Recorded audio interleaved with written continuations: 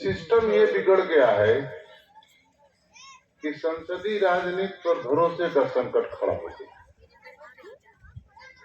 हम विधानसभा के सदस्य होते हैं, परिषद के सदस्य होते हैं, लोकसभा के सदस्य होते हैं, राज्यसभा के सदस्य होते हैं। भरोसे का संकट भारतीय लोकतंत्र पर भविष्य में खतरा पैदा करने का मैं संभावना जानता हूं, और इसीलिए हमारे जैसे सामाजिक कार्यकर्ता और हमारे प्रधानमंत्री जी मोदी जी हैं, हम लोगों के मन में ये बात रहती है प्रधानमंत्री जी के निर्देशन में कि हम जो कहें वो करें, वो दिखे। इसलिए हम जो कहते हैं वो करते हैं, वो दिखता है।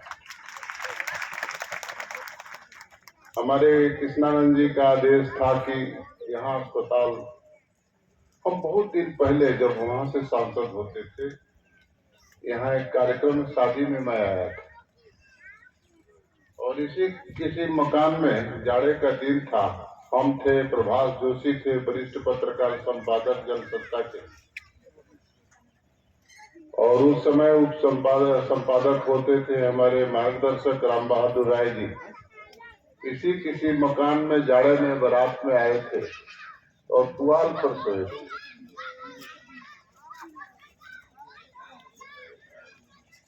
नहीं, कृष्णानंद जी के यहाँ ही आए थे हम लोग, लेकिन कहीं घर में किसी पुआल पर, उनके घर पे नहीं सोए थे, दूसरे घर पे हाँ सोए थे। तो मुझे याद आता है उस समय आया था तो कोई सड़क नहीं होती। जब प्रधानमंत्री जी ने और पार्टी के अध्यक्ष अमित भाई ने जो मुझे कहा कि वीरेंद्र जी बलिया लड़ना है, तो हम जानते भी नहीं थे। हमने कहा पार्टी का आदेश है, आप लोगों का आदेश है, मैं जाता हूँ। प्रधानमंत्री जी ने मुझे बुलाया, क्यों वीरेंद्र भाई, हमको लगता है कि बलिया लड़ना भी जरूरी है, तो सही है ना। हमने कहा कि आप जो कहते हैं, पार्टी अध्यक्ष अमित शाह जो कह रहे हैं, मैं पार्टी का कार्यकर्ता हूं, उस आदेश को मैं मानता हूं और मैं चलता हूं बलिया। तो उन्होंने कहा कि हम और अमित भाई दोनों प्रचार करने आएंगे तुम्हारे। मैं बलिया आया तो चुनाव में आप लोगों ने आशीर्वाद दिया, मुझे संसद में भेजा। मैं पूरे क्षेत्र में घूमकर देखा कि यहाँ के लोगों को विकास से दूर दूर तक की संबंध नहीं। मैंने प्रधानमंत्री जी से कहा, प्रधानमंत्री जी मुझे आपने तो बलिया भेजा, लेकिन बलिया में प्रारंभ से लेकर अंत तक सारे काम बाकी। तो उन्होंने कहा कि चिंता मत करो वीरेंद्र भाई, तुम जो काम कहोगे वो काम होगा। और अपने सारे मंत्रालयों को आदेश दिया कि वीरेंद्र भाई जो काम कहेंगे वो होगा। आप लोगों को खुशी होगी, 1,12,000 करोड़ रुपए के विकास के कार्य अपने लोग 35,000 करोड़ की छोटी बड़ी सड़कों का निर्माण होता है। हर घर में नल, हर घर में नल से जल। गंगा जल का मैंने सुझाव दिया कि गंगा भैया हम लोगों के बगल में प्रवाह करती हैं, तो गंगा जल को हर जगह वाटर ट्रीटमेंट प्लांट से शुद्धिकरण करके हर परिवार में, हर घर में गंगा जल जाएंगे। गंगा जल हम पिएंगे, गंगा जल जीवन में प्रयोग करेंगे। काशी के बाद बलिया लोकसभा क्षेत्र में ही हर घर नल जल का काम अभी शुरू हुआ है। इस प्रकार मुझे लगता है कि मैं एक कर्तव्य धर्म का निर्माण कर रहा हूं, और मैं प्रधानमंत्री जी को और अपने मुख्यमंत्री जी को बहुत धन्यवाद देना चाहता हूं कि आपकी ही ताकत है, आपका ही आशीर्वाद है कि मैं जो कहता हूं वो कहने के बाद स्वीकृति ही हो जाता है। हम लोगों के यहाँ बिजली का अभाव था, पावर फॉर ऑल कानून बनाई संसद ने, सब जगह बिजली की काम हो रही। एक निवेदन मैं सभी अपने नेताओं से करूंगा और सब आप लोगों से भी करूंगा कि कहीं भी काम मानक से हो, इस बात की चिंता जरूर करिए। मुझे इस भ्रम में नहीं रहना है कि मैं सांसद हूँ, बड़ा ताकतवर हूँ तो मैं ही सब काम करा दूंगा। समाज की शक्ति बड़ी शक्तिशाली होती है। समाज की शक्ति ही जब खड़ी होती है तो सारे चीज का समाधान होता है। हमारे लोक गायक बंधु गायक गीत गा रहे थे कि मैं किसी से डरने वाला नहीं। ये ठीक कह रहे थे। मैं 30 साल की उम्र में सांसद हो गया था। जहाँ से सांसद हुआ था वहाँ बड़ी पिस्तौल चलती थी, गोली चलते थे।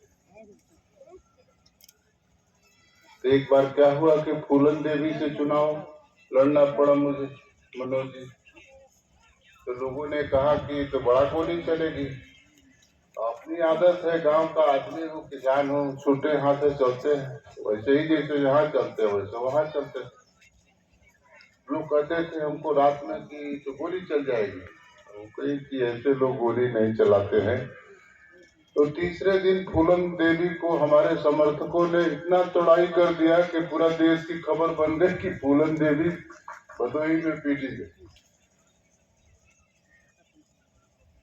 इतना जरूर है अपने जीवन पर भरोसा कि मैं जानता हूं कि ईश्वर ने मुझे पैदा किया है तो ईश्वर ही मुझे नष्ट कर सकते हैं। किसी मनुष्य की ताकत नहीं है जो मुझे नष्ट कर। इसीलिए पैसे और पिस्तौल वालों को हमेशा चिंता करता रहता हूँ।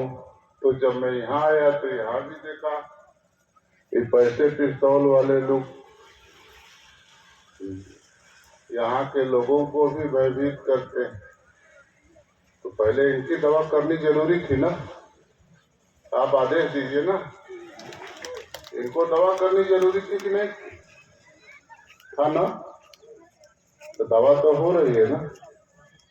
अभी होम्योपैथिक दवा कृष्णानंद जी के अस्पताल से कर देना है कि जड़ से रोग खत्म हो जाए।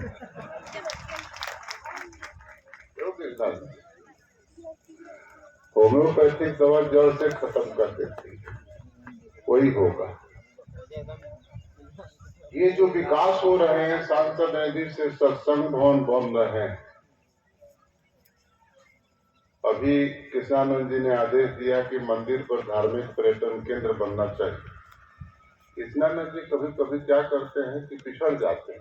अब तक धार्मिक पर्यटन केंद्र बन गया होता तो मैं कह दे रहा हूँ गांव के लोगों से कि मेरी गलती नहीं है, कृष्णानंद जी की गलती।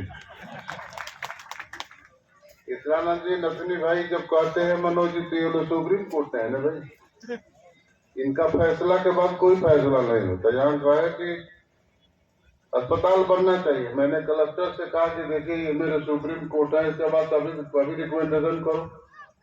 तो तुरंत रिकमेंडेशन हुआ। देखिए ये हमारे डॉक्टर साहब आ गए हैं।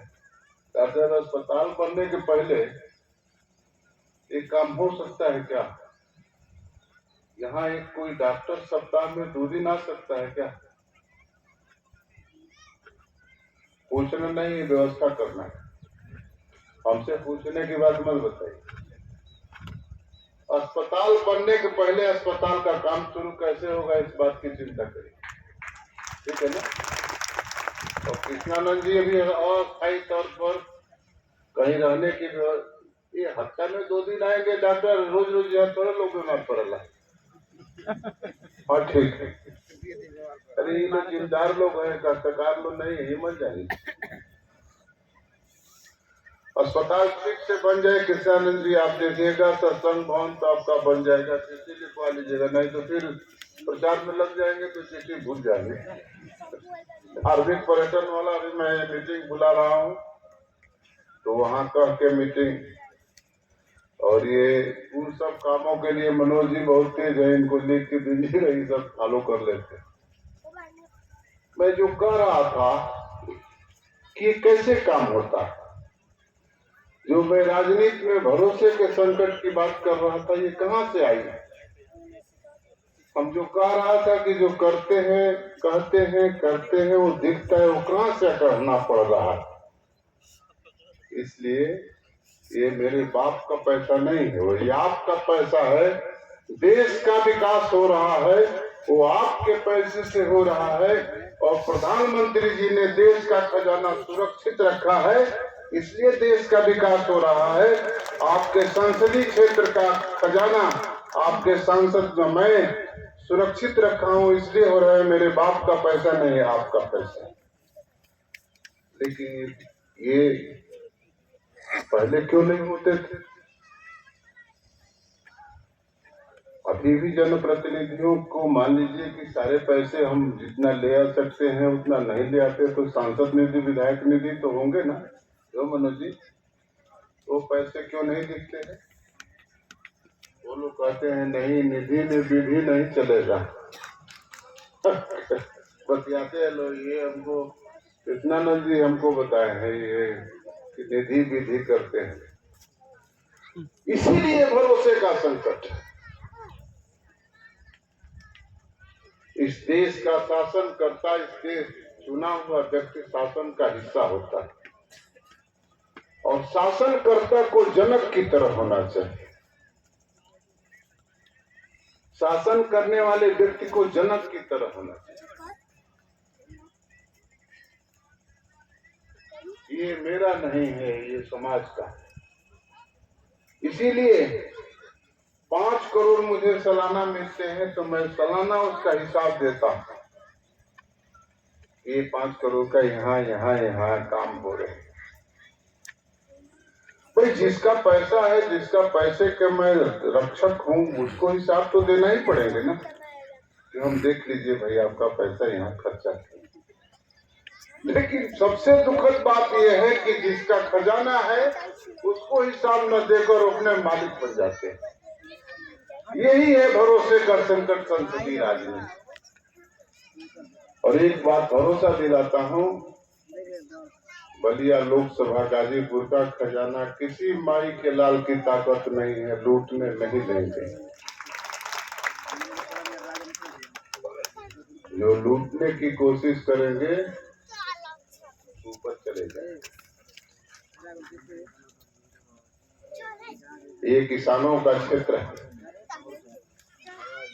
एक दिन प्रधानमंत्री जी ने हमको बहुत पीठ ठोक के कहा कि वीरेंद्र भाई तुमने अद्भुत काम किया, अपने बलिया गाजीपुर लोकसभा को मोटे अनाज की पैदावार में देश में पहला नंबर पर। हम लोगों ने हर विकास खंडों में मुफ्त में बीज बंटवाया था। पूरे लोकसभा के हर विकास खंडों में मुफ्त में बीज बिटाए। हमारे प्रमुख जी बीज बंटवाए, क्यों सत्यांग जी उधर भी बटा। उसका असर ये हुआ कि पूरे लोकसभा क्षेत्र में मोटे अनाज का पैदावार देश में 1 नंबर। मैं 1991 से संसद में हूँ। जब मोटे अनाज की और स्वदेशी की बात करता था तो हंसते थे सब ये कांग्रेस वाले लोग। ये पगड़ी बांध के आता है अपना, ये ताकत कुश्ती वाला है, ताकत तो का करी। हमारा पहले ताकत प्रभु देले बने तो हम तोरा के दे दी। अरे हमारा के ईश्वर ताकतवर बनोले बने तो हम के करे के दे दी क्या जी? तू मांगा तले तो हम ताकत देवे वाला तफल तो के दे दी किलो तू ही धैले रहा। तो हमको देख के हंसते थे सब कि ये कुश्ती वाला है, पगड़ी बांधेगा, किसानों की बात करेगा, कभी गोबर की बात करेगा, कभी गाय की बात करेगा, मोटे अनाज की बात करेगा, कभी कोदो की बात करेगा, कभी सावा की बात करेगा। हंसते थे। और दुनिया बदल रही है, भारत बदल रहा है। मोटे अनाज की जरूरत दुनिया की जरूरत हो गई और भारत में पैदा होने वाला मोटा अनाज ही दुनिया की आवश्यकता को, जरूरत को पूरा करने वाला है। और हम लोग बलिया गाजीपुर के लोग सौभाग्यशाली हैं कि उन आवश्यकताओं को पूरी करने में देश में अग्रणी रूप में खड़े हैं। इसलिए मैं आपसे प्रार्थना करूंगा कि जितना भी मोटा अनाज पैदा हुआ है किसानों के घर में, आज के दिन में स्वस्थ रहने के लिए सबसे जरूरी चीज है कि उसका पैदावार ही नहीं है, उपयोग भी जीवन में होना चाहिए। आप जानते हैं ये डॉक्टर साहब बैठे हैं, मैं कहूंगा तो ये बोलेंगे कि मेडिकल वाला भी बात बोल रहा है। कोदो शुगर की दुनिया की सबसे बड़ी दवा कोदो। क्यों डॉक्टर साहब, आपका भी रिसर्च करता है ना?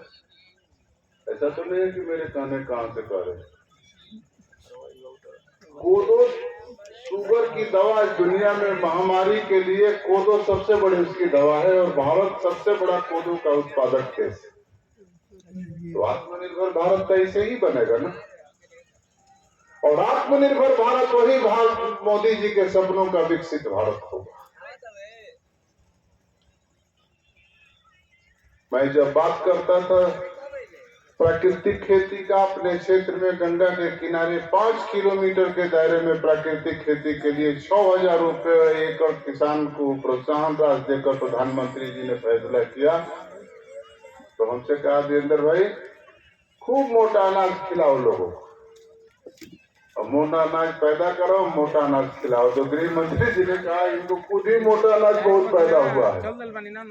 और आपको आश्चर्य होगा, दिल्ली में जो हमारे यहाँ आते थे कहते थोड़ा कोदो हम लोग को दे दीजिए, और कोदो के केंद्र हो गए बनी दिल्ली में। और मुझे लगता है कि यही स्थिति पैदा होने वाली है गाजीपुर बलिया में, कि बॉम्बे से दिल्ली से लोग आए जिसने थोड़ा कोदो दे दो। 300 रुपये किलो कोदो बिक रहा है दिल्ली में, 400 रुपये किलो। और कोदो पहले गरीबों का अनाज होता था। विजेंद्र बाबू, इन लोगों की, सब लोगों की इधर की शादी दुआबा में होती है, पहले दुआबा के लोग कोदो खाते थे, तो जब इधर के रिश्तेदार लोग जाते थे तो लुका जाते थे कि कोदो के आई नहीं, गरीबी दिखाए लगे, कोदो के बाद लुका के खाते थे।